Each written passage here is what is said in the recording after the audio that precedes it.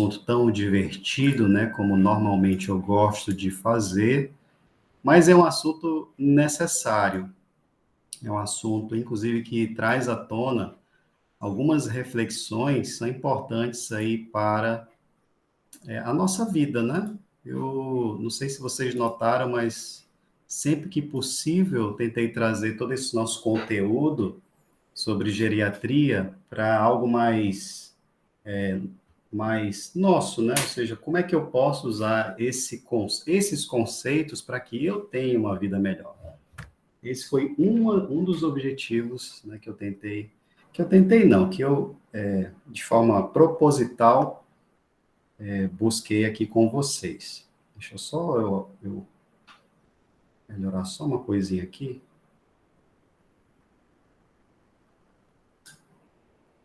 Não melhorou muito não, mas vamos lá. Então, nosso tema dessa nossa primeira metade de hoje é sobre maus tratos. Só que eu tenho que fazer primeiro uma introdução breve sobre políticas de atenção à saúde do idoso, para a gente reconhecer e entender aonde que os maus tratos se encaixam nesse contexto, tá? Vou deixar aqui o meu chat também aberto, qualquer pergunta aí, vocês podem estar fazendo. Então, os objetivos aqui serão descrever a política nacional de saúde da pessoa idosa, discutir as principais normativas do Estatuto do Idoso relacionado à saúde. Meu objetivo não é descrever todo o estatuto, mas colocar alguns pontos que são de interesse para o idoso. Conceituar negligências e maus tratos, descrever um pouco da epidemiologia, da negligência e dos maus tratos. Vocês vão entender que, às vezes eu até desconfio, viu, pessoal, que as novelas, elas criam um roteiro baseado, de fato, na vida real. Né? Quando era mais jovem e eu cheguei a assistir novela, chegava a acompanhar, né?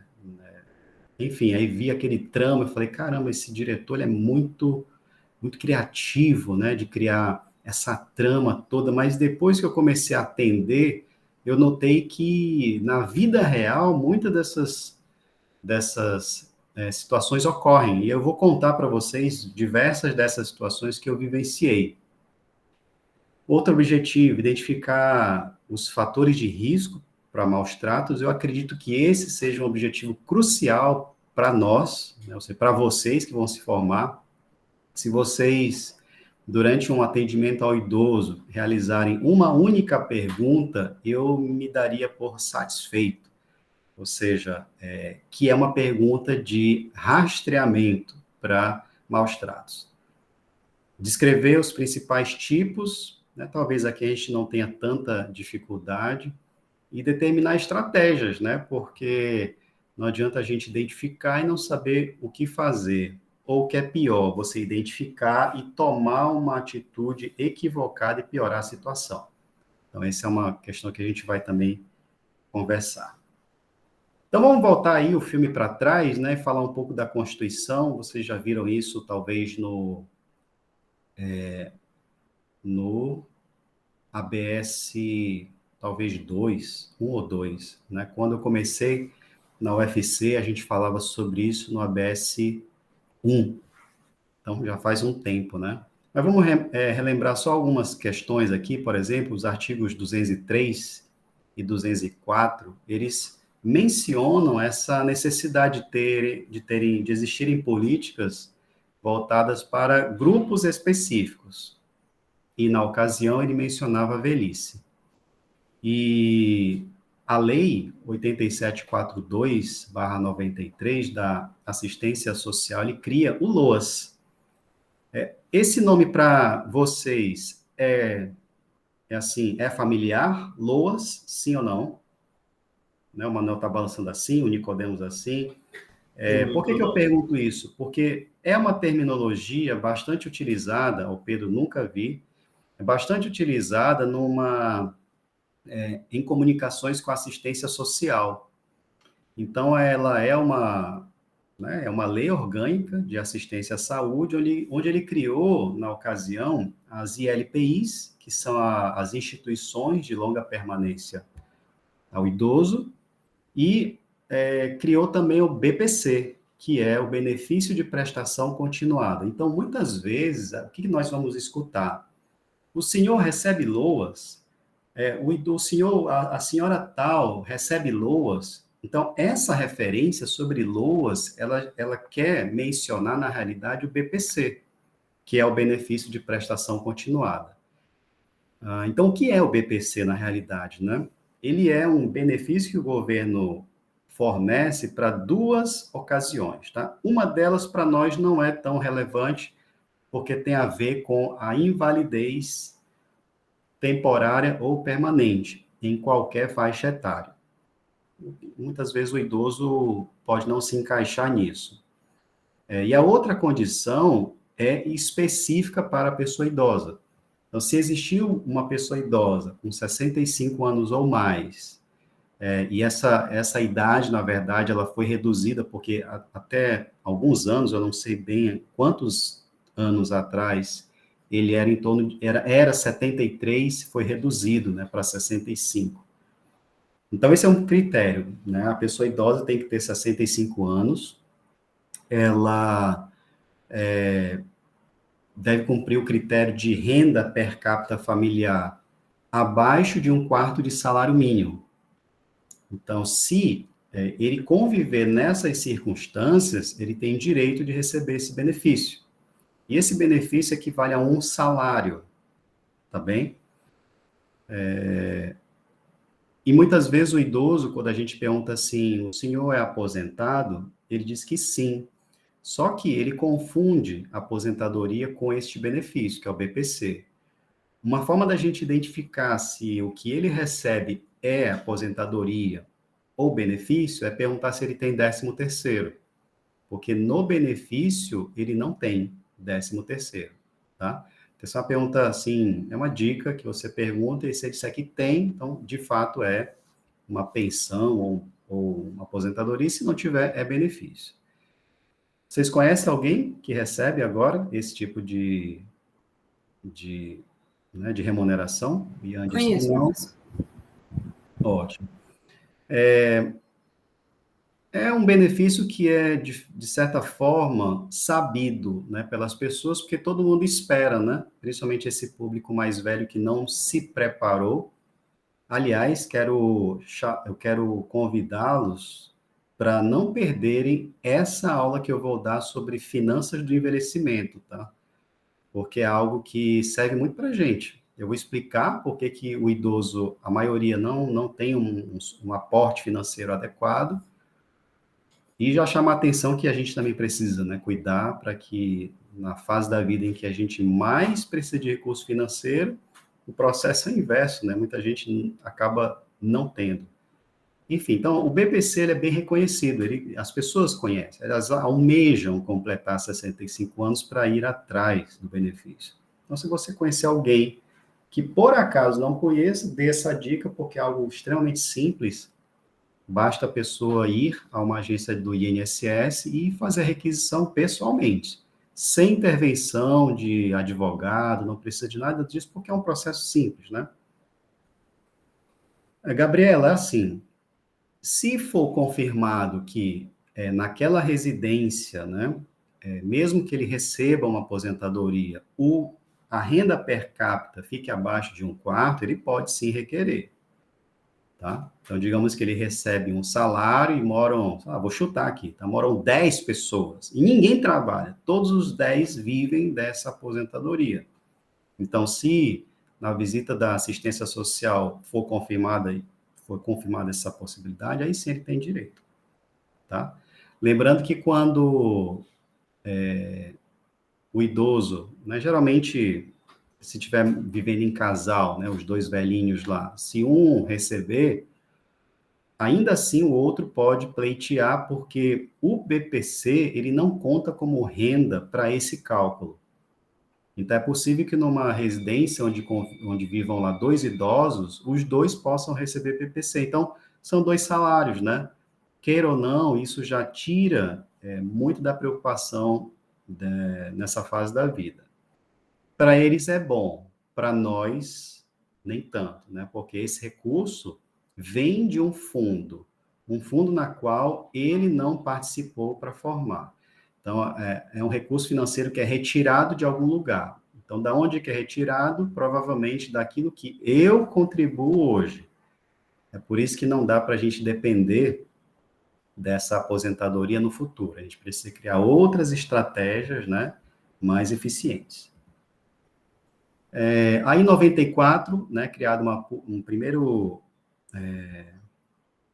documento, né, vamos dizer assim, que é a Política Nacional do Idoso, que pouco tempo depois já é reformulada, né, e é relançada como Política Nacional de Saúde do Idoso. E cada termo desse, ele vem com alguns pontos chaves, que é isso que eu queria chamar a atenção, porque o objetivo não é ficar memorizando todos esses documentos. Então, na política de 99, aqui é interessante que o conceito de saúde, ele vem sendo modificado. Claro que na própria Constituição, esse conceito ele já era diferente, que é aquele bem-estar, completo bem-estar físico, social, mental, que é uma coisa quase utópica, né? E para o idoso, a gente precisava adaptar um pouco mais esse conceito da saúde, e aqui ele coloca agora a questão da capacidade funcional. Portanto, saúde para o idoso não é apenas a presença ou ausência de doença, porque se fosse assim, eu excluiria muitos idosos considerados saudáveis. E eu diria que eles eram doentes. Então, quando eu levo em conta a capacidade funcional, então não é apenas saber que se ele é hipertenso, é saber que, mesmo hipertenso, ele é capaz de realizar as suas atividades de vida diária, atividades instrumentais, por aí vai. Então, isso aqui foi bem interessante. Esse relatório Health People, lançado em 2000, aqui ele enfatiza, e aí vem um ponto importante também, os anos de vida saudável. Por quê? Porque nesse tempo já começava a se entender que o processo de longevidade ele era natural.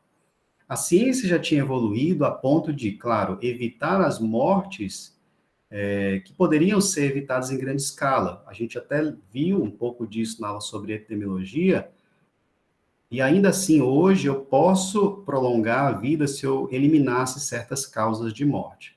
Mas, independente disso, a gente vai viver mais, tá? Eu coloquei até aquela frase, né, que a questão não o problema não é quanto a gente vai viver, porque isso daí a natureza já determinou, se a gente vai viver mais. A pergunta é como, né? Como vamos chegar, por exemplo, aos 100 anos? Essa é a pergunta. Então, nesse relatório, quando ele começa a discutir sobre anos de vida saudável, é exatamente isso. É minimizar todas as interferências que podem impedir o envelhecimento com qualidade de vida. Ele coloca outras características também, né? Reduzir a disparidade na saúde entre diferentes grupos populacionais, assegurar o acesso a serviços preventivos de saúde também. Porque ainda se tem uma ideia de que o idoso ele não precisa mais prevenir nada, né? Isso é um equívoco. Uma vez que quando eu penso em níveis de prevenção, por exemplo, a prevenção primária ela é fortemente aplicável à população idosa. Fortemente. Principalmente no que se refere à mudança de hábitos. Então, é possível, sim, né? E sem falar também da prevenção secundária, terciária. Em 2001, é lançada as normas operacionais de assistência à saúde. 2001 foi o ano que eu me formei. Então, quando eu vim para Sobral em 2002, estava nesse auge, né, da discussão sobre as 6 áreas de atuação da atenção básica. E eu lembro que a gente tinha muito treinamento sobre tuberculose, sobre hanseníase, porque era o foco daquele momento. As doenças infecto-contagiosas, né?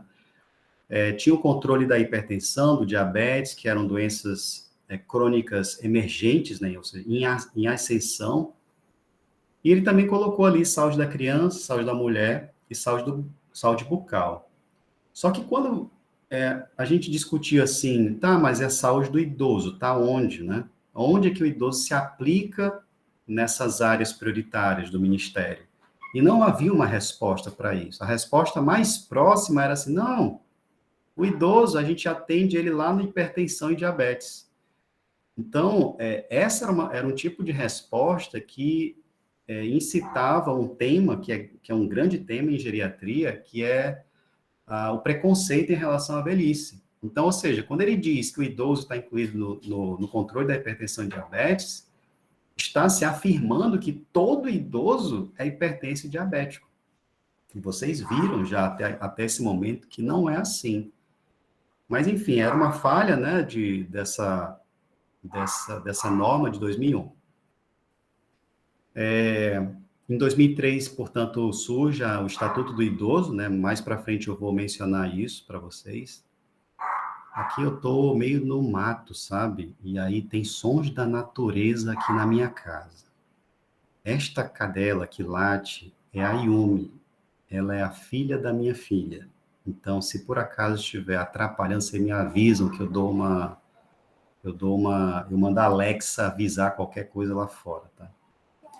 Ok? Foi ela que escolheu. Enfim, retomemos aqui, né? Ok, obrigado, Rafael.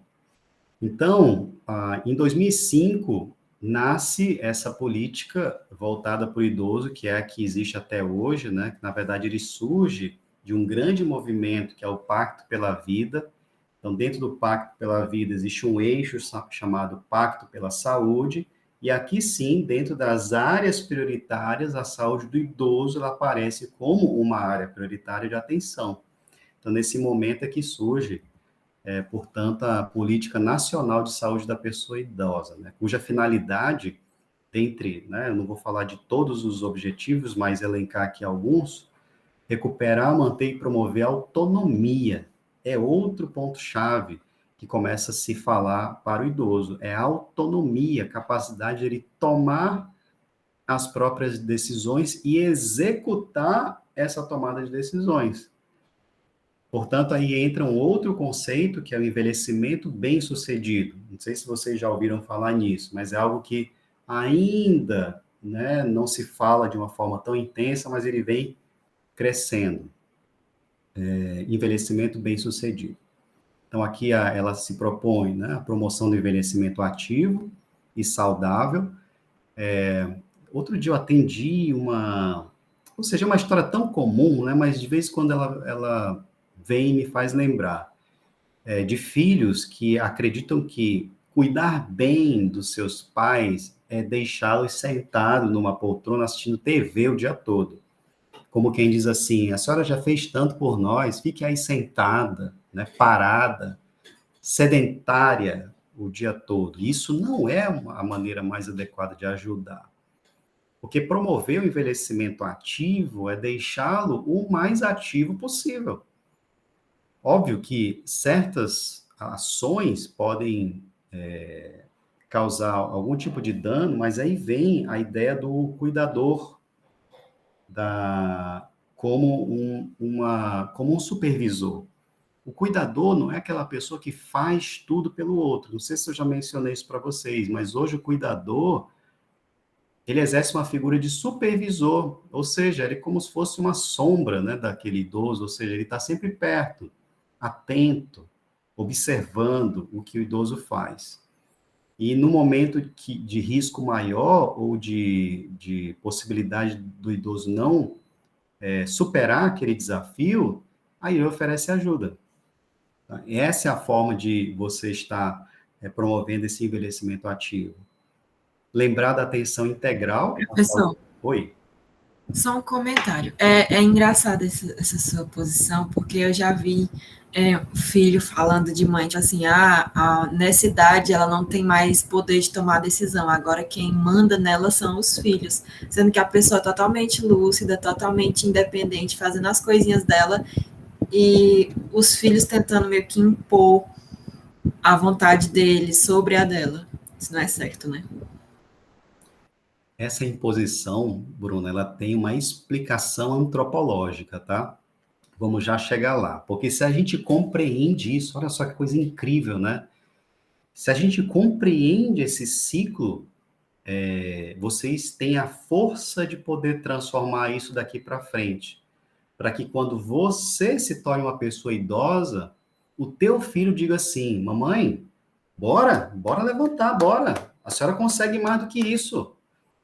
E não fazer o que você, por exemplo, mencionou, né? De dizer que agora ele está na minha mão, que vai fazer tudo o que eu disser.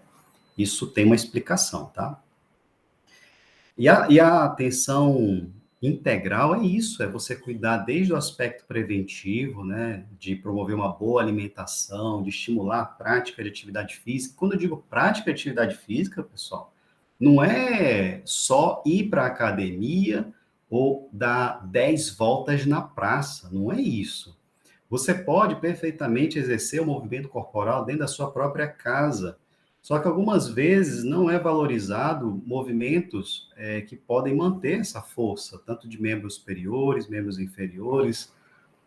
E eu acho que hoje o profissional de educação física, que tem uma especialização em gerontologia, e isso é muito importante, ele deve saber lidar muito bem com isso, né? E não se limitar a dizer que a atividade física é sair de casa para fazer alguma coisa. E não é. Então, promoção da saúde, cuidado das condições, das comorbidades atuais e evitar, né, sequelas, ou se tem sequelas, trabalhar a reabilitação e evitar o excesso das coisas também, né, que é o nível da prevenção quaternária. A prevenção quaternária é um termo mais recente, mas ele é muito útil para o idoso. É evitar os excessos de tratamento, os excessos de medida preventiva para proteger aquela pessoa. Evitar os extremos, né? É escolher o caminho do meio. O caminho do meio, ele pode ser o mais adequado para essas pessoas. E estimula as ações intersetoriais, a educação, saneamento, né? O planejamento urbano, isso é muito interessante. Não sei se eu comentei isso com vocês, mas quando eu cheguei em Sobral, eu percebo nitidamente o quanto melhorou, por exemplo, aspectos de acessibilidade, rampas, vagas de estacionamento, né, para o idoso, não tinha isso. Então, a gente nota essa mudança gradativa e que tem a ver com essas ações intersetoriais. Aí sim, né, dentro desse preâmbulo, a gente pode iniciar a conversa, né, sobre negligências e maus tratos, e relatando um pouco da história, é dizer para vocês que, na verdade, sempre existiu. A violência, ela sempre existiu. Agora, em algum momento da história, alguém não suportou mais e falou mais alto, né? E veio à tona. Então, essa história não é a história do surgimento da violência, é a história digamos assim, da emancipação, né? Vamos usar esse termo assim, do basta, né? Não aguento mais isso. Então, na década de 60, síndrome do bebê espancado, né? Quando mães, quando cuidadores pegavam e sacudiam a criança, uma forma de penalização. Na década de 70, com o movimento feminista, né, surge também essa voz dizer que a violência contra a mulher não é algo a ser cometido. Em 75, a violência contra os avós. E nessa sequência foram surgindo eventos e congressos que falavam cada vez mais sobre o tema, né? Inclusive essa rede, né, de prevenção à violência ao idoso. E em 2002, na segunda Assembleia Mundial do Envelhecimento, também um dos temas centrais lá foi a violência contra o idoso. O que acontece, né? Vários estudos são realizados em relação a isso. Como eu falei, né, isso sempre aconteceu. O fato é que é possível que essa violência se tornou tão comum e normal que para as pessoas isso não era mais importante, né? Que é o que eu chamo de normalização da inadequação. Né? É algo que que no começo o errado, ele é considerado errado, mas quando ele é executado de forma repetida, ele começa a se tornar o certo. E quando alguém começa a falar que aquilo é errado, as pessoas estranham. Tá? As pessoas estranham em relação a isso. Esse dado é um dado antigo, mas, assim, eu faço um contraponto com informações mais atuais que eu vou colocar ali no final para vocês entenderem. A negligência, ela é bem prevalente, né? 48% dos casos são de negligência, ou seja, de não oferecer ao idoso o cuidado que ele precisa. E aqui na sequência, né, o abuso emocional, psicológico, que é bastante comum, né? O que a Bruna falou talvez seja um pouco disso, né, agora ele vai fazer o que eu disser. Isso pode ser interpretado como um abuso emocional. Abuso financeiro, 30%, e abuso físico, 26%. A explicação, né, do abuso físico estar aí em menor escala, talvez seja porque seja o estopim, né, da manifestação de violência doméstica. Tudo começa com a omissão de ação, que é a negligência. Não, deixa assim, não vou fazer, não. E isso vai piorando. Os principais agressores são filhos, né? Isso é bem interessante, e aí eu vou falar desse ciclo de violência. O cônjuge, 19%, outros familiares, 8%, e netos. Como é um dado mais antigo, né, hoje, apesar do dado mais recente que eu obtive, que é de 2018, não ter essa informação ainda, mas eu acredito que bisneto vai entrar nessa prevalência muito em breve, tá? Então, isso é uma coisa que a gente já espera que aconteça. Esse aqui é um exemplo de inquérito feito nesses países aqui listados, um inquérito através de telefone, e o próprio idoso referindo, né, que se sente maltratado fisicamente, ou de forma psicológica, negligência, ou financeira. É claro que tem seus vieses, mas mesmo assim a gente pensa, caramba, então quer dizer que até em país desenvolvido tem violência, né? Ou seja, há uma auto-interpretação de que ele é, sim, violentado. Mas por que nós chegamos a esse ponto? Existem várias explicações. Uma delas é o envelhecimento, que a gente já vem tanto falando, não o envelhecimento em si, mas o rápido envelhecimento, né? Nós partimos de uma demografia com, vamos lá, 6% de idosos por volta aí de 1960, para, de repente, ficar hoje com 13%. Né? É rápido, isso é muito rápido. Diminuição do tamanho das famílias, nós conversamos sobre isso. Então, os pais que têm muitos filhos tinham lá uma sequência de possibilidades. Né? Ah, tive 10 filhos, né? 4 não prestam, mas 3 me ajudam, então já dá para o gasto. Agora, hoje, se o casal tem 2 filhos, meu Deus, ele tem que ter uma sorte danada, né? Se eu for pensar em número, para eu ser bem cuidado. Ou não, eu posso mudar a minha estratégia de relacionamento parental para que lá na frente eu tenha esse suporte de forma espontânea. Mas o fato é que essa transformação da característica da família não veio acompanhada da mudança de comportamento. É por isso que a gente enxerga muita violência hoje. Urbanização não planejada, o ingresso da mulher no mercado de trabalho, ou seja, a figura que ficava responsável pelo cuidado dos pais, hoje não é mais, ela quer ter sua vida, quer casar, ter filhos. Inclusive, recentemente, eu comecei a perceber indícios de um movimento contrário, de mulheres que já estavam no mercado de trabalho e, por força maior, precisam voltar para cuidar dos pais. Eu já percebi essa tendência, né, inclusive de pedir, né, doutor, será que existe alguma forma de eu me afastar do meu trabalho por um período para eu cuidar da minha mãe, que tem demência de Alzheimer, só tem eu, né, filha, mulher, porque os filhos homens não têm essa sensibilidade.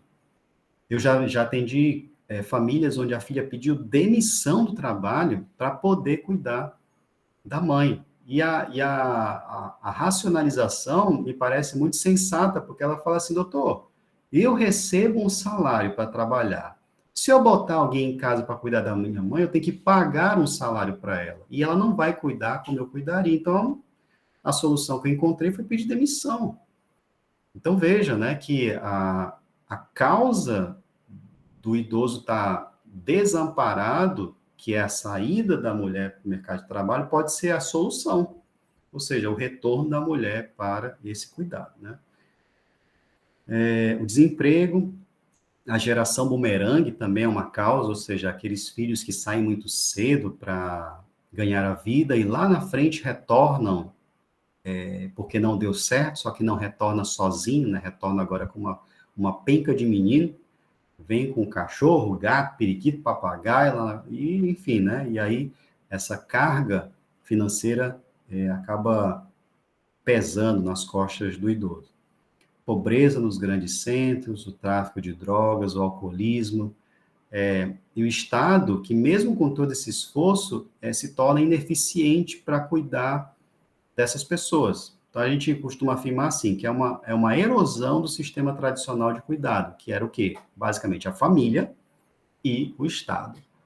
O Estado, ele se esforça, mas, como eu disse, não consegue suprir essa necessidade. Então, conceitualmente, nós podemos dizer que, né, do ponto de vista aí, tanto de negligência quanto de maus tratos, são ações ou omissões cometidas uma vez ou muitas vezes, prejudicando sua integridade física e emocional, impedindo o desempenho do seu papel social. É um fenômeno que se expressa na quebra da expectativa por parte das pessoas que a cercam. Essa é uma palavra-chave importante para o conceito. Eu não estou falando de violência urbana. Não estou falando do dia que, por exemplo, uma pessoa invadiu a casa de um idoso porque sabe que ele mora só e roubou seus pertences. Não é disso que eu estou falando. Mas é daquela relação onde, teoricamente, existe confiança. E, de repente, essa confiança é quebrada através dessa violência. E no texto da OMS, ele cita, sobretudo, filhos, cônjuges, parentes, cuidadores e a própria comunidade. Esse é o conceito, tá? Quanto aos tipos de maus tratos, né, o abuso físico, que parece ser o mais óbvio dos casos, mas eu já vou alertando a vocês que não vai aparecer dessa forma para você, né? Seria muito fácil diagnosticar desse jeito, mas a violência, ela muitas vezes é mascarada. E aqui a gente precisa ter essa perspicácia de entender em qual circunstância a chance de ocorrer a violência é maior. Mas, enfim, né, tapas, beliscões, contusões, muitas vezes sem uma explicação lógica para aquilo, né? O abuso psíquico ou emocional, esse começa a se tornar bastante frequente. Os insultos, as humilhações, o tratamento infantilizado, né? Amedrontar, ameaçar, é uma forma também de abuso. Abuso material ou financeiro, que é bem frequente, né? Tanto do cônjuge, nem tanto, né? Mas o que eu observo mais é do filho. Então, o filho tentar extrair do pai algum recurso financeiro e até do neto, né? Certa vez eu atendendo, ainda nos terrenos novos, eu atendi um idoso atendia, né? Com um quadro de artrose, de gonartrose, para ser mais exato, e mesmo com as orientações que eu dava, ele continuava indo para a unidade com essa queixa. Até que um dia eu perguntei assim, senhor, eu queria entender qual é o real motivo do senhor estar vindo aqui, uma vez que nós já explicamos toda a conduta, e aí foi no dia que ele revelou, sabe? Aí ele até nesse dia ele chorou, dizendo que tinha muita preocupação, porque o neto, ele tinha pedido para ele assinar um documento do banco, afirmando que era apenas uma atualização cadastral. E ele assinou o documento. E dali para frente, a aposentadoria que ele recebia começou a vir num valor menor. E ele achou aquilo estranho e foi no banco saber. Aí o gerente disse que ele havia feito empréstimo. Mas como assim empréstimo? Eu não fiz empréstimo. Não, fez sim. Aí pegou o contrato, estava lá a assinatura dele, foi quando ele se lembrou da história do neto. Então, esse, né, parece história de novela, né? Esse é só o começo do enredo, tá? Então, parece, mas acontece. Então, o neto, na tentativa de ter um recurso ali, cria uma história, né, para extorquir, muitas vezes, no caso aqui, né, proventos, dinheiro, bens, propriedades. O abuso sexual, esse eu nunca tive nenhuma confirmação de abuso sexual, né, em relação ao idoso. A negligência, sim, é bastante comum, que é não fornecer os cuidados de que a pessoa necessita. O abandono, a ausência da pessoa responsável pelo idoso, a prestação de cuidados necessários, é outro roteiro de novela, né? Estava eu lá, fazendo estágio em Fortaleza, no Lar Torres de Melo, que até naquela época, isso já tem mais de 10 anos, era uma instituição bem conceituada, não sei hoje, né? E aí, a coordenadora contou uma história que, então, sempre me ficou gravado, igual o joelho direito da Bruna, e que certamente eu me lembrarei por muito tempo. Essa história é a seguinte: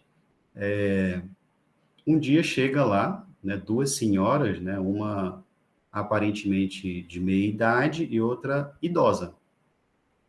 E essa mais jovem fala que quer conhecer, né, o Lar Torres de Melo, porque ouviu dizer que é uma instituição de respeito, que cuidava bem dos idosos.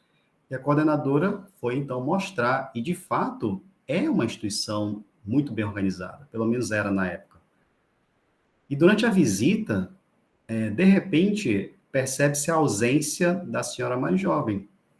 E ela começou a perguntar: cadê aquela mais jovem que estava aqui acompanhando essa idosa? Cadê? Cadê? Procura, procura, procura. Resumindo a história, ela fugiu. Então, o interesse daquela senhora de meia idade era, de fato, abandonar a idosa naquela instituição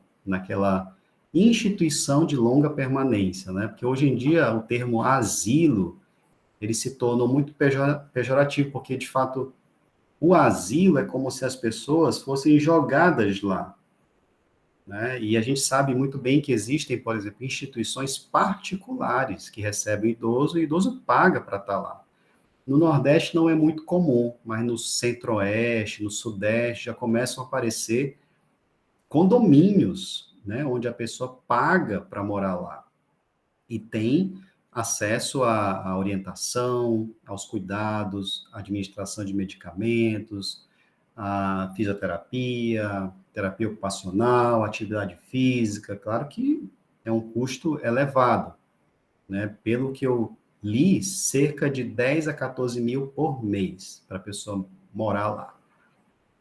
Então, essa é uma instituição de longa permanência, só que é particular, né? Então, por isso que a gente não evita o termo asilo, porque se tornou pejorativo. Portanto, essa idosa foi abandonada na instituição, né?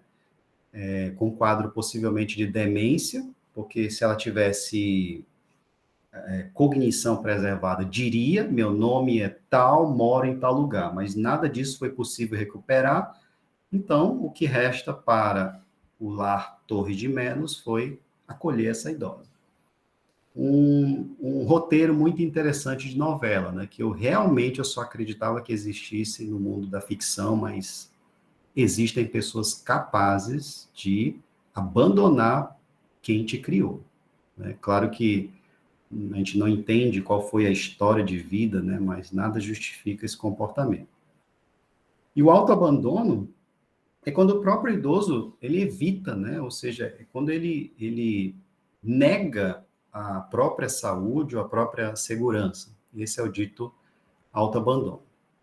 Saindo um pouco desse núcleo familiar, esse pesquisador, ele começou a investigar que o conceito de violência doméstica, ele poderia ser ampliado, né, num conceito mais macro, vamos dizer assim, e que ele pode ser interpretado de tal forma, porque, por exemplo, ele percebeu que uma violência no nível macro, onde existem atitudes abusivas no contexto social, e aí a aposentadoria, eu cito como um exemplo bem didático, ou seja, é cada vez mais difícil você se aposentar hoje, né? Existem várias leis tramitando em relação a isso, mas é provável que daqui a alguns anos você tenha 90 anos e não conseguiu se aposentar porque a lei vem mudando.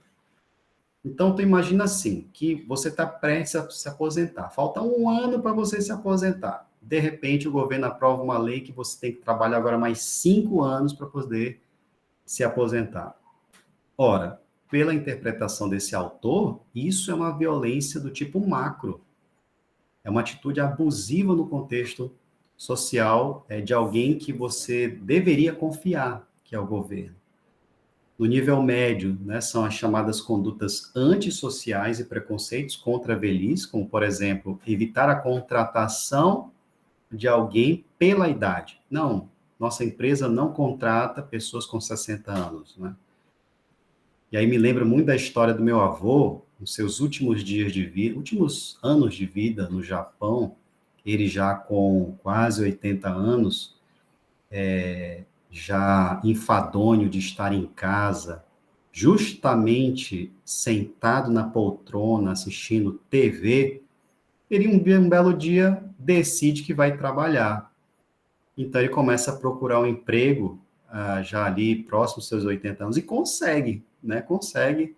A prefeitura contratou ele para varrer a uma certa calçada durante 4 horas do seu dia. Então, aquilo traz para ele uma vida nova. Não é o dinheiro, né, mas o fato de ser útil, de poder ajudar alguém de alguma forma. No Brasil, isso é inimaginável, né? Você vê um idoso buscando um trabalho nesse sentido e ser admitido. Então, o Japão tem essas peculiaridades, né?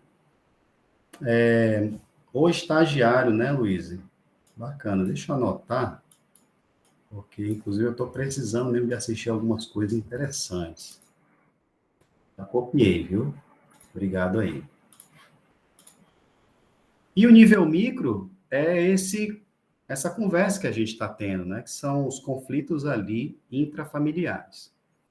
E o mais curioso, pessoal, e eu vou fazer uma pergunta para vocês, né? Aí no Brasil foi feita uma pesquisa semelhante àquela internacional, perguntando ao idoso que residia nas casas investigadas se ele percebia algum nível de violência nesses níveis. E claro, ele explicou: olha, senhora, nível macro é isso, nível médio é isso, nível micro é isso. Em qual nível a senhora se sente mais violentada? O que é que vocês acham que eles responderam? Nível macro, nível médio, nível... Escreve aí no chat aí, macro, médio, micro. Aí, Gabriel, médio. Nicodemos, médio. Pedro, macro. Micro, macro. Verislan, micro. Micro, tá meio, né? Tá bem dividido dessa vez. Mas vamos lá, olha só. O Machado então, fez essa pesquisa, identificou assim, ó, 65% dos idosos percebem os maus tratos nos níveis macro e médio. Isso é bem interessante, né? Porque a gente tende a enxergar o problema à distância. Então, o governo não presta, né? O salário é insuficiente, as empresas não contratam, mas quando tem uma violência dentro da casa, ele não é capaz de reconhecer aquilo. Ou, claro, pelo viés da pesquisa, tem medo de dizer que existe violência intradomiciliar. Mas isso é bem interessante, né? Essa falta de consciência sobre o problema e volta a insistir na normalização da inadequação. Ou seja, a violência se tornou algo tão comum que se tornou normal. A violência agora é o normal do seu dia a dia. Violentar faz parte do cotidiano e, portanto, não é nada fora do comum. Perfil da vítima e do agressor.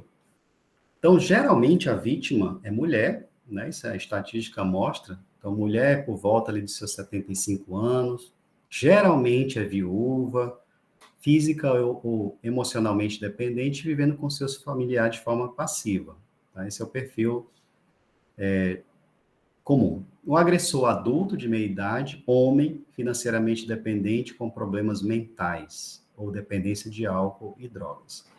É por isso que, nas nossas consultas, eu tenho uma pergunta que faz menção a isso aqui. Será que alguém lembra disso? Qual é a pergunta que eu faço que eu quero, na verdade, identificar isso aqui? É uma pergunta simples, né? Uma pergunta de triagem, né? Eu costumo dizer assim. É sobre é Fala sobre aí. a pessoa, como é o nome? O cuidador, se ele tem algum vício sobre o trabalho, não. Tem uma pergunta que antecede isso.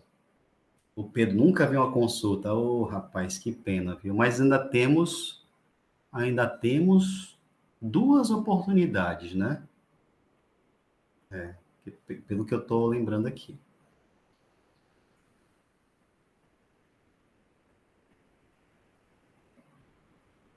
É verdade, é verdade. Que é se o paciente tem contato ele com o dinheiro dele, alguma coisa assim, não, né? Não, é assim, ó. A pergunta é assim, ó. Quantas pessoas moram em casa? Essa é a pergunta-chave. Tudo começa por essa pergunta, né? Para investigar não só a violência, mas a rede de cuidados. Então, senhor, quantas pessoas moram em casa? Senhora, quantas pessoas moram em casa? Então, quando ela me fala assim, não mora só eu e meu filho, então, radar ligado. Então, pergunta de triagem positiva, eu começo agora a aprofundar. Ah, é? Qual a idade dele? Ah, doutor, ele tem 40 anos. Tá certo. Ele é casado? Não, até hoje não casou, não. Sempre morou comigo. E ele trabalha? Não, o bichinho tá desempregado. Ah, tá certo. E ele, por acaso, gosta de beber? Pois é, doutor, esse é o problema dele. Ele bebe demais. Então, assim, é o cenário, é o perfil, é a combinação de que alguma coisa vai acontecer. Pode ser que não esteja acontecendo hoje, mas se continuar, vai acontecer. Então, você tem que estar prestando atenção nessas características, tá? Só para comentar, né, contextualizar com o nosso percurso na disciplina, hoje a gente teve um contato com a paciente que era assim, né, o cuidador, o filho que mora com ela, não foi à consulta, quem foi a irmã, mas eles são intrigados, a irmã basicamente não pode ir livremente para a casa da mãe dela, né, que mora com o filho diz que as irmãs exageram demais na condição da paciente, e a paciente com glicemia de 400, com, né, problemas muito complicados. Bom exemplo, viu, Ícaro? Bom exemplo mesmo. Então, assim, a gente tem que... Professor, Oi, pode falar. uma dúvida. O senhor disse aí que o típico é a idosa que mora com o filho, né? Isso é comum, tipo, de ser a idosa que mora com a filha também? Ou não? Geralmente as filhas, mesmo morando só com elas, cuidam. Olha, cuidam, só que existe um nível de exaustão, tá? Que eu ia falar um pouco mais na frente, mas o estresse do cuidador pode gerar uma situação de violência, né?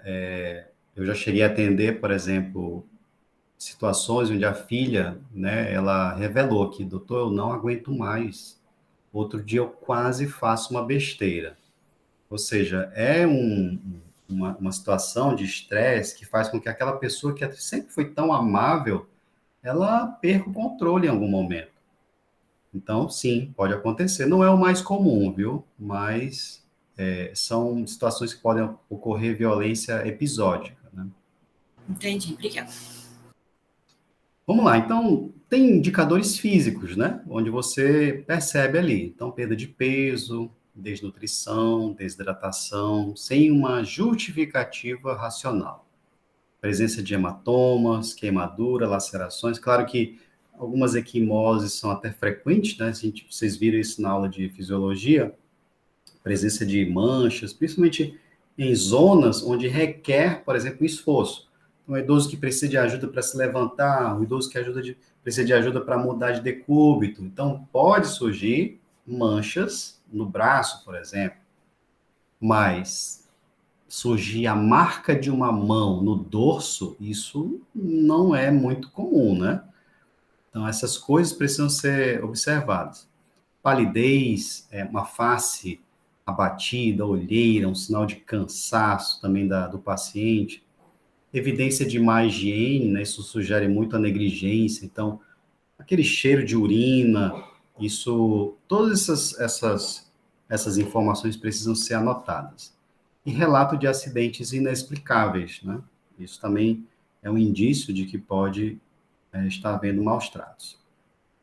A conduta da pessoa idosa também é relevante. Passividade, retraimento, pessoa que não participa ativamente da consulta, uma pessoa que demonstra uma negatividade, medo, né, agitação.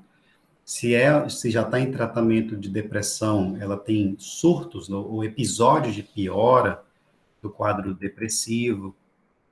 Tem medo de falar livremente, porque sempre que tenta se posicionar é penalizada. Às vezes a gente pergunta para a pessoa e ela instintivamente olha, né, para o suposto agressor ou suposta agressora para obter consentimento de poder falar ou não. Esses pequenos olhares que são trocados durante a consulta podem revelar muita coisa, tá? Necessidade de confirmação, autorização ou de ajuda. Pode ser ajuda também, né? Né? Isso acontece muito quando eu vou fazer, por exemplo, o mini exame de estado mental. Aí eu pergunto, que dia é hoje? Aí ela olha para tentar obter alguma informação, alguma ajuda do cuidador. Mas não é esse tipo de olhar que eu falo, né? É o olhar do medo, é o olhar de, será que eu posso responder? Então, isso é importante. E outro sinal bem, assim, perspicaz é relutância em manter contato verbal ou físico. Então, cabisbaixo, o agressor, na tentativa de simular um afeto, tenta ali abraçar, pegar no ombro, e a pessoa instintivamente tira, né? Ou seja, se afasta, imaginando que ali já é uma reação de agressão, ou seja, está numa situação de defesa, a tal ponto de qualquer aproximação é seguida de uma tentativa de afastamento. Então, isso também precisa ser levado em conta. E quais são os fatores de risco? Vamos pensar assim, da onde é que começa essa história de violência? Porque não surge do nada. Existe uma jornada de convivência que levou a essa circunstância. E aqui eu quero, então, mencionar o ciclo de violência intergeracional. O que é que eu imagino, né? E que os livros explicam? É que a gente tem que observar como foi a relação desse pai e do filho, né? E eu falo assim porque é a relação onde ocorre o maior nível de violência. São pais e filhos. Então, como foi que esses pais criaram esses filhos? Foi através do diálogo ou foi através da peia? Aliás, um inquérito rápido aqui. Alguém daqui já levou peia? Diga eu aí no chat. Quem levou peia? Né? Eita, tá me achando graça, né? Olha aí. Um monte de gente apeado aí, ó. O Nilo, só uns tabefe, rei, né? Só uns tabefe. Mas foi de chinelo ou foi de pau? Eu pergunto assim porque eu já escutei muita história, viu? Foi de mão, tá certo. Não foi de chicote, não, né? Eu conheço uma história que o pai deixava, assim, de maneira bem evidente, o chicote pendurado no meio da sala, que é para demonstrar já esse suposto poder do processo educacional, né? Aliás, as escolas, elas eram assim. É possível que os pais de vocês contem isso, né? A minha mãe sempre conta isso, que na escola dela era palmatória. Então, assim, isso vem de muito tempo. Então, é possível que essa formação comportamental tenha sido distorcida ao longo desses anos, né? Imagina uma criança que aprende na escola que palmatória é certo. Como é que ele vai criar o filho dele, né? Então, vai criar também na base da palmatória. Professor, Oi. eu posso dizer uma coisa que a minha avó falou? Ah, Pronto. Eu já lhe disse, né? Minha avó mora comigo, a minha avó de 83, minha avó materna. Ela sabe ler, mas ela não aprendeu na escola, ela aprendeu depois, com o tempo. Ela pegava livros e aí os filhos foram ajudando e tal. Porque quando ela era mais nova, ela ia para a escola e as professoras ficavam dando palmatória nela. Tipo assim, era o regime da época, né? Então ela contou que aquilo ali assustava muito e que ela abandonou a escola porque, apesar dela gostar de estudar, ela tem interesse porque ela não aguentava esse regime da época. Então ela saiu da escola cedo e aí ela aprendeu a ler, tudo isso depois, não foi na escola. olha aí, coitada da Luísa, ó, sendo ameaçada, né? Trazer esta arma da casa da avó para a casa dela, né? O Alan, estou precisando de uma para conseguir estudar. Jesus, não. Então, aonde que eu quero chegar com esse conceito, né, de ciclo de violência intergeracional? Se o pai e a mãe cuidou do filho na base da peia, isso certamente vai reverberar, vai ser reproduzido lá na frente. E muitas vezes não é de forma consciente, sabe? Não é assim, ó, papai, mamãe, vocês me bateram muito, agora é a minha vez. Não é esse pensamento, mas é um estado de inconsciência que faz com que ele duplique o método. Poxa, meu pai me ensinou a ser assim, meu pai me ensinou a ser bruto, meu pai me ensinou a falar palavrão quando eu fizesse uma besteira. Então, eu acredito verdadeiramente que é certo eu reproduzir esse comportamento. Se meu pai está fazendo besteira, eu vou chamar palavrão, eu vou brigar com ele e eu vou dizer que agora quem manda sou eu, entende? Então, só tem um jeito, pessoal, da gente quebrar esse ciclo. É começando por nós. Só tem esse jeito. Porque não há mais como mudar. Até há, tá? Até existe como eu mudar pessoas já com esse comportamento enraizado. Mas é menos desafiador transformar a nós mesmos. Então, pensando nisso, que inclusive o nosso modelo aqui, eu vou contar para vocês, o nosso modelo de ensinamento com nossos filhos é sempre com base em perguntas, né? A gente sempre pergunta, quando eles fazem alguma coisa que não foi o certo, a gente pergunta, né? Meu filho, mas você acredita de verdade que esse é o certo? E a gente vai transformando o comportamento, claro, leva tempo, né? Mas é algo que, quando você vira essa chave na pessoa, é uma transformação eterna, vou dizer assim. E, né, o que eu espero lá na frente é que quando eu precisar deles, a maneira de também eles lidarem conosco seja diferente, né? É isso que eu espero, tá? Então, esse é um conceito muito importante. Por que que eu falo? Porque a gente não pode também julgar as pessoas, né? Não pode dizer assim, poxa, mas esse filho é um desgraçado, né? Tá, mas como é que foi essa relação dos pais? Como foi que esse pai ou essa mãe criou esse menino, né? Para agora ele ter esse tipo de comportamento, por exemplo, de negligência, né? Enfim, a gente tem que, nós profissionais, temos que compreender para poder saber lidar com essas pessoas. Aí tem a dependência, né? Ou seja, a dependência do idoso pode muitas vezes criar uma certa impaciência nos filhos, tal qual talvez os pais tiveram essa mesma impaciência, né? De meu filho, aprenda logo a fazer esse negócio, rapaz, tu vai ficar dependendo de mim até quando?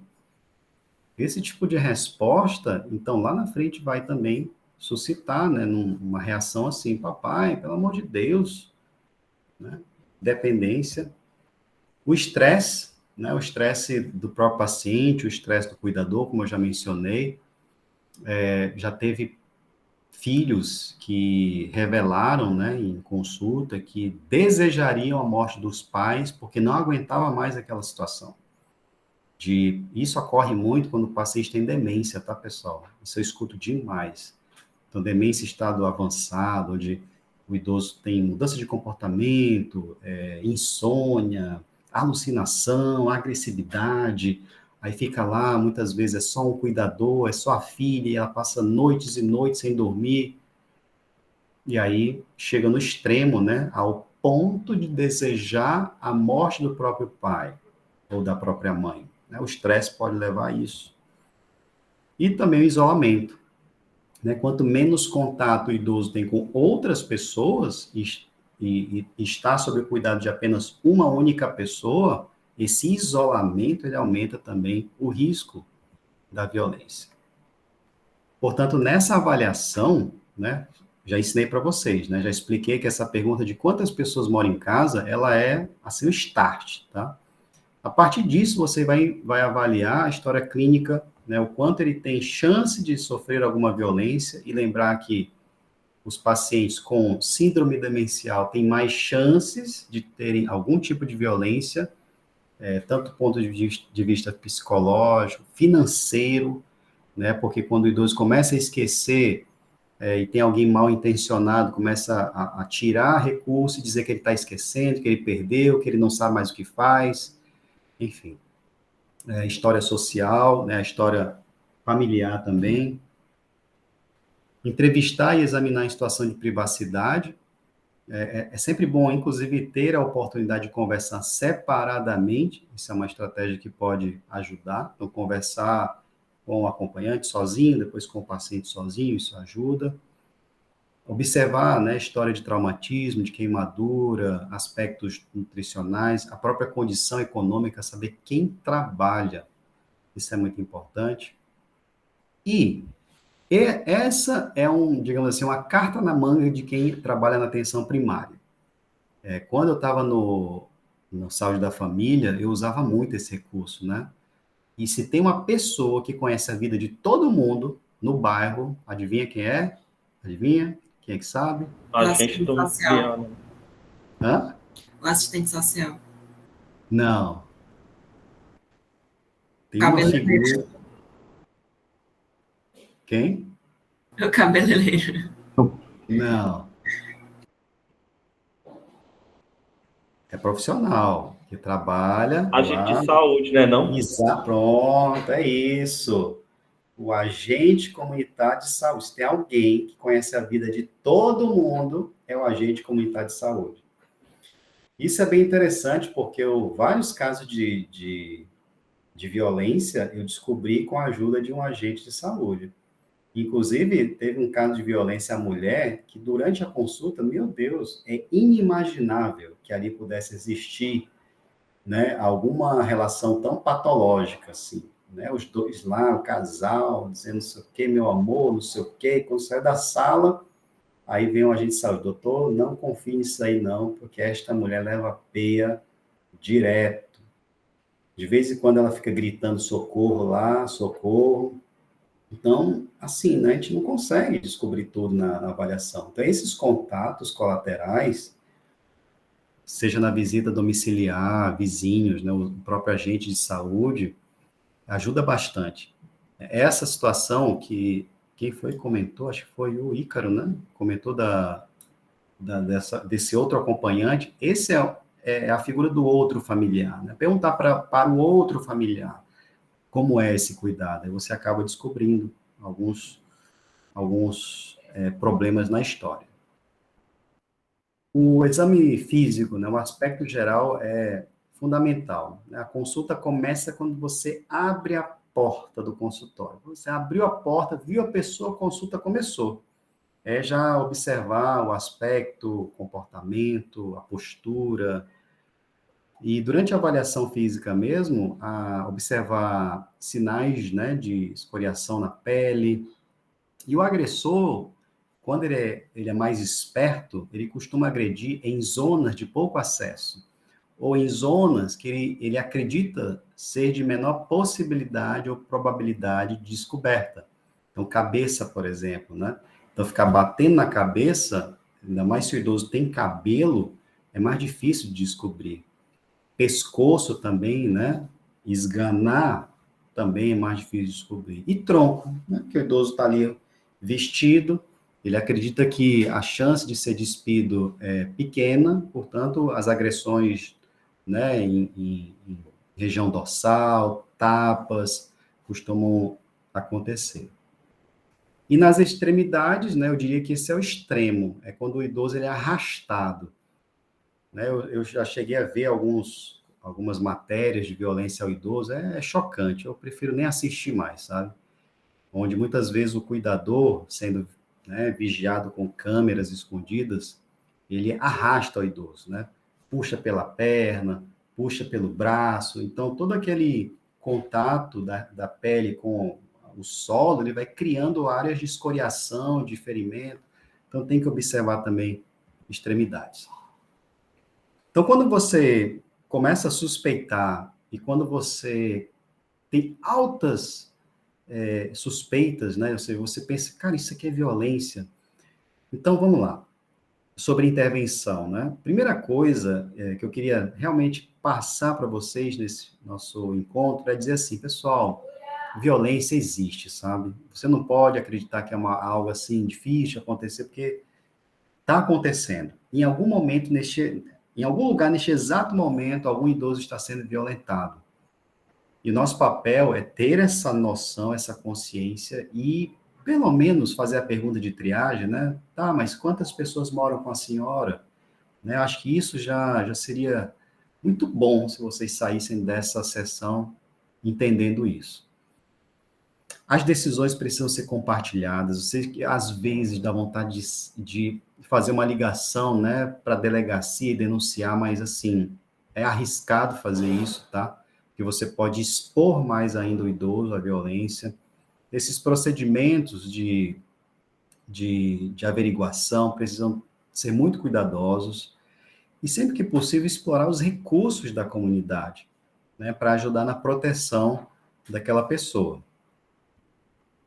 Suporte e orientação familiar. Então, mais uma vez, esse exemplo que o Ícaro deu aí, se for identificado que há uma possível violência, é alertar a essa filha, só, olha, é importante verificar esse relacionamento, né, se está acontecendo algum tipo de violência doméstica, então, esse suporte e orientação. E o uso da lei deve ser visto como último recurso, né, isso do ponto de vista, assim, eu diria, acadêmico e profissional. Porque quando a gente vai ler o Código Penal, ele manda você denunciar, sabe? Então, a gente tem duas verdades aqui. Então, em função de que eu sempre tomei minhas decisões? É pensando no bem-estar da pessoa. Tá? Para mim, a melhor decisão é aquela que vai proteger a pessoa. Se for a denúncia, será a denúncia. Se for os outros recursos, serão os outros recursos, tá? Falando rapidamente sobre o Estatuto do Idoso. Professor, Oi. e assim, eu sei que é uma pergunta meio chata, mas não tem taxa de processo, não? Possibilidade de processo em relação a isso? Caso você não denuncie, Isso. olha, teoricamente sim, viu? Mas eu acho que quem iria te processar, né? Quem seria o beneficiário disso? Entendi. Né? É algo que eu nunca vivenciei, nunca vi, né? Alguém ser processado por não fazer a denúncia direta, né? Até porque nós temos um mecanismo já bem estabelecido de encaminhamento. Não é que você não vai fazer nada, não é isso. É que você vai fazer de uma forma que exponha menos aquela pessoa, né? A um risco maior. Que eu vou já explicar como é que é, tá? Professor, só uma coisa, com relação a essas instituições de longa permanência, no âmbito público, em que casos você indica, assim, que a pessoa vá para uma instituição dessa? Porque, às vezes, por exemplo, vamos supor, a única filha única tem 3 filhos pequenos em casa, uma mãe com demência, às vezes ela não tem condição mesmo de dar um suporte, né? Aí, como é que é feito isso no âmbito público? Bom, vamos lá. Eu tenho muito contato hoje com o Lar Coração de Jesus, tá? Tem o Bom Samaritano, mas eu não tenho tanto contato lá, não. No caso do Coração de Jesus, atualmente são 33 idosos, né, vivendo lá. Uma parte do recurso, ela é ela é pública, né? Uma outra parte, quando possível, é do próprio idoso. Então, quando o idoso ele recebe algum benefício, o acordo lá é que esse benefício seja todo alocado para, né, o custeamento lá da parte operacional e tudo mais. Então, o que acontece? Quando tem a possibilidade de, né, em algumas circunstâncias, que você vê que não, eu acho que seria melhor para ela se ela estivesse nesse ambiente, então você sugere, né, você sugere aquela pessoa. Muitas vezes a própria família, ela entra num conflito interno, sabe? Ela pensa assim, meu Deus, mas será que é certo eu, entre aspas, né, largar minha mãe lá?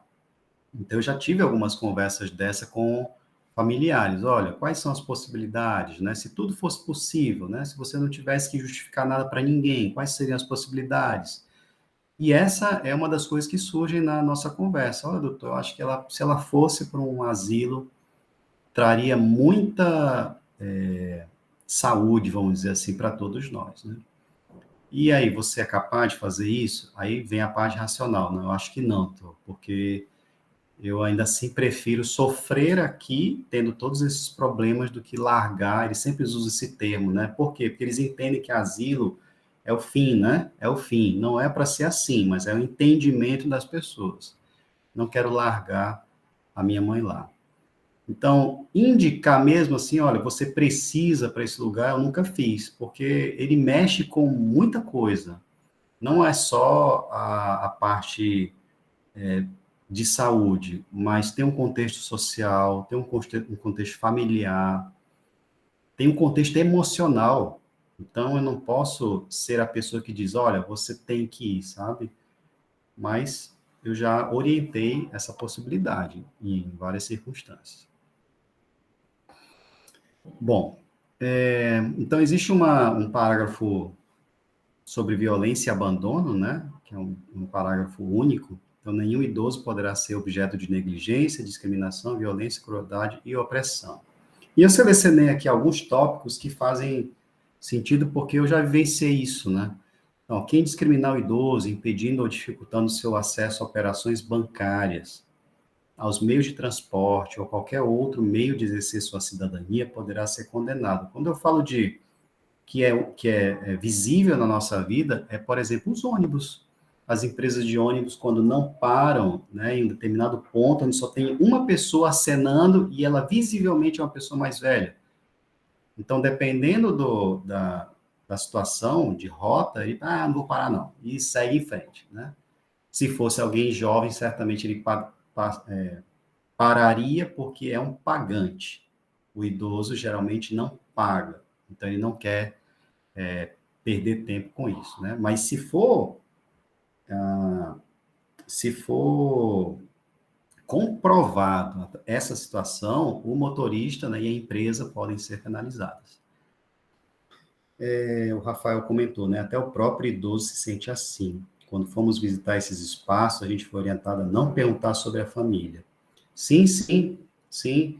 Inclusive, na época que eu estava fazendo o atendimento remoto, né, antes dessa resolução do CREMEC, uma das coisas que eu sempre orientava na consulta é, pessoal, olha, é uma situação que você não pergunta quem é a família, né? Ou por que está na instituição, ou você morava com quem antes, porque quase sempre é uma situação de abandono.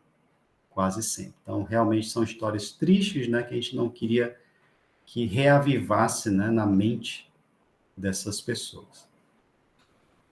Outra situação aqui, ó. Famílias que abandonam o idoso em hospitais, em casos de saúde, sem dar o respaldo para suas necessidades básicas, podem ser condenadas, que é a história que eu contei lá do Lar Torres de Melo. Para os casos de idosos submetidos a condições desumanas, privados da alimentação e de cuidados indispensáveis, a pena para os responsáveis é de 2 meses a 1 ano de prisão. Existem muitos casos, né? Vou contar um caso para vocês aqui de negligência. Quando eu cheguei em Sobral, eu passei 4 anos atendendo no Jordão, né, na Serra do Rosário, que ali é Jordão, Baracho. E certa vez chegou uma idosa para mim, né? Quando eu vi ela, pálida, emagrecida, com um cheiro de urina, sabe? E aí eu estava iniciando a carreira, né? Ainda eu pensei, pô, esse aqui é um caso importante, mas não tinha me passado ainda pela mente que pudesse ser algum caso de violência, né? E esse é um caso nítido de negligência. Mas na ocasião, né, e aí tem pessoas muito experientes que já estavam trabalhando ali, nesse caso a enfermeira, que era gerente lá, ela comentou, olha, doutor, isso aqui deve ser maus tratos, porque a família é assim, assim, assim, e começou a contar, né, pessoa que trabalha no território há muito tempo conhece a história de vida. Então aquilo me ficou marcado, mesmo antes de estudar sobre violência ao idoso, é um caso que depois eu pensei, agora faz sentido, né? Agora faz sentido aquela cena que eu vi, falei, meu Deus, realmente é um caso de violência, é um caso de negligência, né? Então, ocorre, tá? Com muita frequência. Qualquer pessoa que se aproprie ou desvie bens, a história do neto que pediu a assinatura do avô, né? Cartão magnético de conta bancária ou de crédito. E aí vem uma história também que é muito recorrente em bairros. Terrenos Novos é um exemplo. Tu imagina assim, que um bairro que está nascendo, né? E aí as pessoas que são contemporâneas, elas vão envelhecendo juntas. Então, de repente, aqueles amigos de infância se tornaram adolescentes, adultos, amigos. De repente, um criou uma bodega e ele passou a comprar, o amigo passou a comprar na bodega lá, e os dois foram envelhecendo, os dois são idosos, aí o amigo morre, o dono da bodega morre. Quem assume agora? Outra pessoa, cuja relação de confiança não é mais a mesma. Mas o pacto, ele permanece. Qual pacto? Que era o de ele deixar o cartão do benefício, da aposentadoria dele e dizer assim, olha, fica com o meu cartão, tá aqui a senha do meu cartão, eu vou pegando minhas coisinhas aqui, e aí no final do mês você pode ir lá no banco, você saca o dinheiro para mim, você desconta o que eu devo e me devolve aquilo que me resta, né? Isso, enquanto era uma relação, né, de amizade com o outro, talvez até pudesse funcionar, mas na medida que vai trocando as pessoas, é possível que alguém mal intencionado tire mais do que deveria, né? E eu já tive um caso também desse lá no posto, nos Terrenos Novos, que a família dizia assim, mamãe, eles não aceitavam isso. Mamãe, você não pode estar fazendo isso. Você não sabe nem quanto de fato está a sua conta lá, mas a mãe, né, se ela tem capacidade de decidir, você não pode tirar esse direito dela. O que resta é explicar a possibilidade de algum tipo de violência nesse sentido. E atualmente, chegando aqui mais para o fim, existe hoje o Disque Idoso. Em Sobral é chamado assim, mas ele nacionalmente é conhecido como Disque 100. Então, aqui em Sobral, é um serviço de proteção social, né, especial ao idoso, que trabalha nesse atendimento e acompanhamento das denúncias. Então, esse é o mecanismo que nós usávamos, tá? Não era uma denúncia direta à delegacia, por exemplo. Não, a gente a gente reportava o caso a esse sistema. Então, o que é que eles fazem? Eles fazem uma primeira visita na família em questão para conversar. Eles nem falam que houve denúncia, não falam nada disso. Eles conversam com o intuito de entender a dinâmica familiar. Aquelas perguntas que eu fiz lá atrás, de quantas pessoas moram, quem trabalha, assistente social vai fazer exatamente a mesma coisa. Para entender de onde vem o recurso financeiro, para entender quem são as pessoas com problema de droga-adição, e finalizam com uma espécie de educação em saúde breve, dizendo que as pessoas têm direitos, os idosos têm direito à proteção, não deve existir a violência intrafamiliar e pronto, tá? Então, essa é a primeira abordagem. Eles ficam se comunicando com o serviço de saúde. Se a violência persistir, então eles retornam lá, agora com uma comunicação mais invasiva, dizendo que houve uma denúncia e que aquilo, se for mantido, né, deve ser levado a situações mais extremas, né, os implicados podem sofrer penalizações. E aí, só que aonde está o desafio, pessoal? É porque eles precisam perguntar para a vítima, mas a senhora, né, se sente violentada aqui? E pasmem, viu? Uma boa parte diz que não. Principalmente quando é a mãe. A mãe, ela tem, assim, um instinto de proteção ao extremo, ao ponto de se sacrificar pelo bem dos filhos. Então, eu vivenciei isso. Né? Você vê nitidamente lá a violência financeira, filhos usuários de droga, retirando tudo que é de recurso financeiro da mãe, e aí quando lhe é perguntado se ela sofre algum tipo de violência, ela diz que não, que em casa está tudo bem, que os filhos são pessoas boas, e aí não há o que fazer. Né? Se não há, por exemplo, risco de morte, não há o que ser feito, certo? Então, eu já vivenciei esse lado, mas já vivenciei também o lado em que a mãe disse assim, não, é verdade, sou sim. Aí a justiça determina um distanciamento mínimo, né, entre o agressor e a pessoa. Outra resolução, a justiça determina que a pessoa vá para uma instituição de longa permanência. Então, são alguns desdobramentos que podem acontecer, né, quando você faz a coisa bem feita, né? Quando eu digo bem feita, sem expor o idoso, sem fazer logo uma denúncia que gere um constrangimento. Então, é assim. Então, o Disque 100, como eu falei, né, é o Serviço Nacional. Eu peguei aqui 2 pontos, né, 2 épocas. Olha só, 2010 foram quase 3.600 denúncias. Olha em 2019, 48 mil denúncias de violência ao idoso. Quanto mais as pessoas ficaram sabendo desse serviço, elas começaram agora a denunciar. É claro que muitas vezes é uma denúncia que não tem cabimento. Por exemplo, existem casos onde o idoso ele é até bem cuidado, mas ele tem uma mudança de comportamento. Ele é um paciente com demência que sofre de alucinação e grita, e o vizinho muitas vezes faz a denúncia, né? Então, é possível que nesse rol existam essas situações.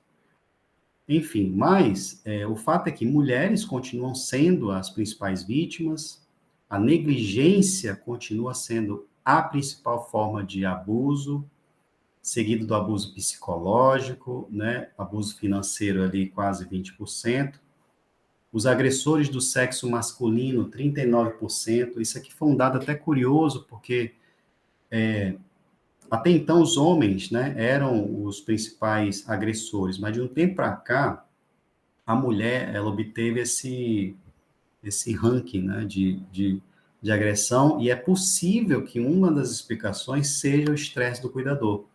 Não é que a mulher naturalmente é violenta, mas sob uma pressão extrema, ela exerce o poder, né? Ela exerce essa força, né? O que é ruim.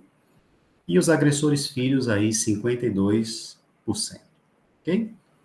Então é isso. Aqui a nossa referência é o Estatuto do Idoso, e 2 capítulos lá do tratado, né? Um que fala sobre esse histórico das leis e o capítulo que fala sobre violência contra a pessoa idosa. Muito bem, terminei 2 minutos antes. Eu estou ficando bom, viu? Depois de quase 20 anos.